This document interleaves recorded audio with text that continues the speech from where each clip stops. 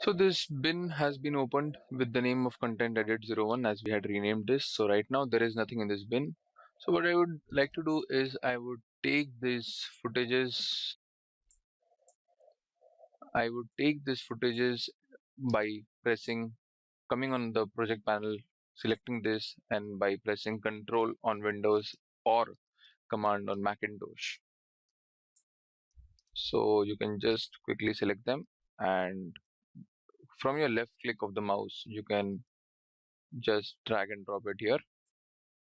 So what we see now is the bin with the name of content edit01 now has two videos which we had imported directly on our project panel and not inside any bin, but ideally it should be created in our bin. So now suppose if we want to create multi bins here, so as this is my content edit01, I would like to create one new bin again. So I would click here new bin.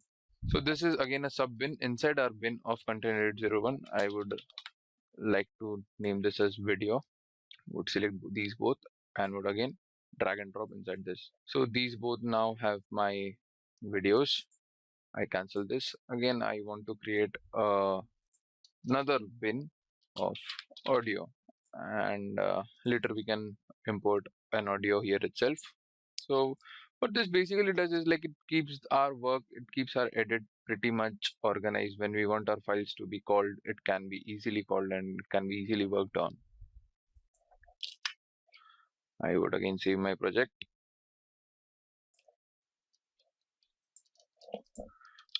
Make sure you have this habit of saving your project in around 10 to 15 minutes of an interval.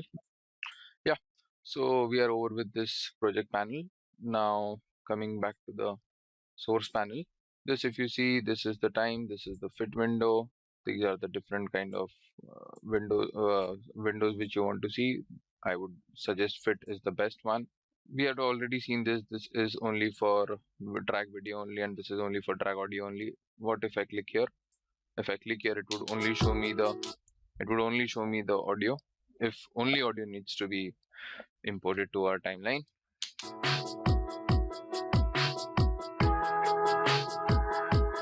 Yeah, so it is playing the audio. Right now I don't want only audio. I want the video as well as audio. Coming to this is the playback resolution. Right now it is playing in half resolution. It depends again upon your system configuration. How much RAM is it? Does it have a graphic card? So right now I would like to keep this as full. This is the settings of our source monitor. This is composite gang source and program. Right now this is composite video. If I click on audio waveform, it will only show me the audio waveform. And this is a channel which is known as alpha channel. It contains transparency. This video is fully opaque, so there is no transparency as well. So we would stick back to composite video. It's the same playback resolution as it is here, full. This is the pause resolution, like once the video is paused, what kind of resolution would you like to have? So it's better if you have this half.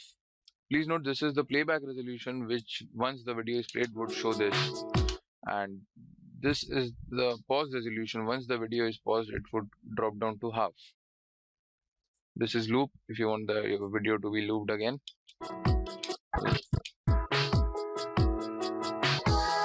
So if you see this, once the video reaches to the endpoint, it would again go back to the loop from the starting to our endpoint.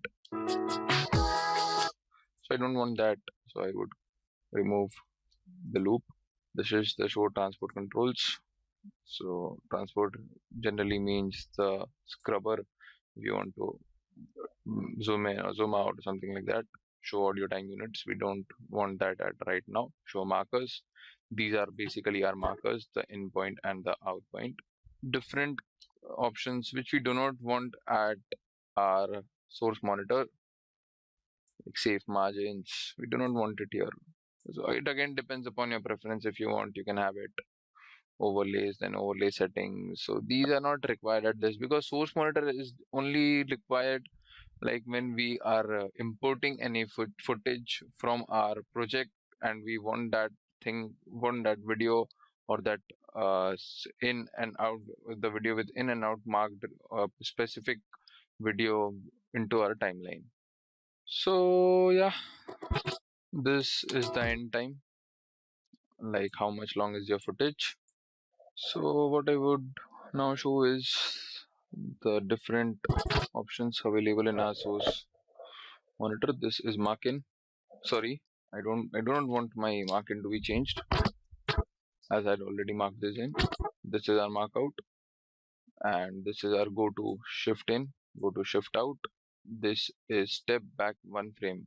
As I said, if you want to step back one frame, you can also play with your you can press the left arrow of your keyboard like this, as I'm pressing right now, or you can also click. This is the play button, which also it is a toggle button, which means it can be played and can be paused, and the same thing can be done with the help of our spacebar on the keyboard.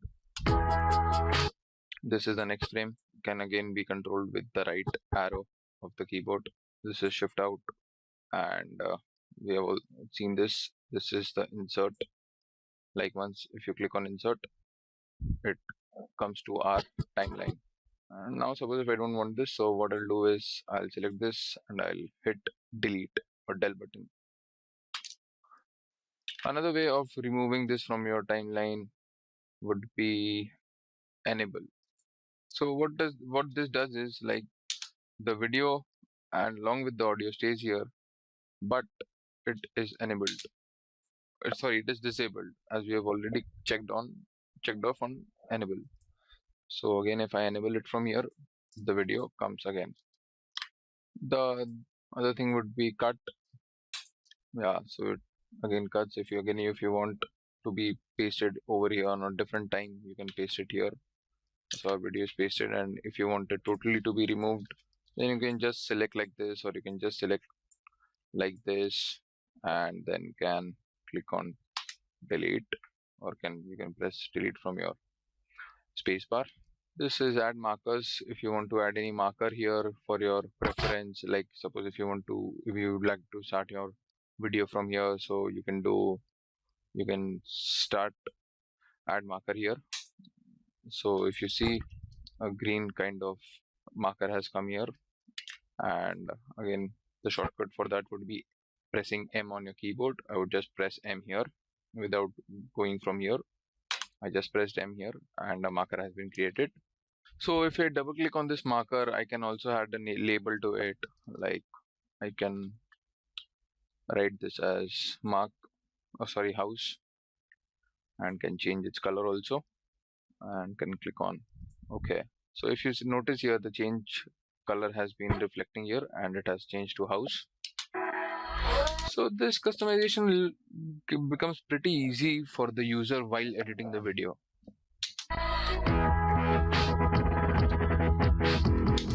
Another point would be, suppose this is a frame, but I want to extract this image out from the video. This is a very pretty cool technique, like for the users who do not know how to export a image out of a single image out of a video.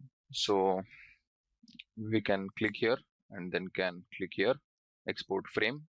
So what this feature would do is, it would only export this particular frame into an image. I would name this as screenshot 1. These are the different formats which Premiere is providing: BMP, which means bitmap; DPX, GIF, JPEG, PNG, Targa, TIFF. So the standard one is JPEG, which stands for Joint Photographers. Stands for Joint Photographic Experts Group, and I can have my location specified. I can have a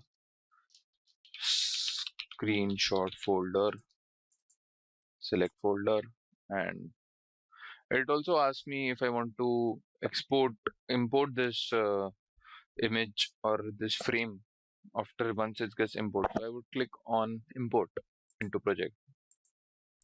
So okay. So if you see here, this screenshot one has been imported to our project, and even if you want like to check, then yeah, so this screenshot folder which we had created, it's there. And if you double click here, yeah, the JPEG, the frame which we had exported, the JPEG is there.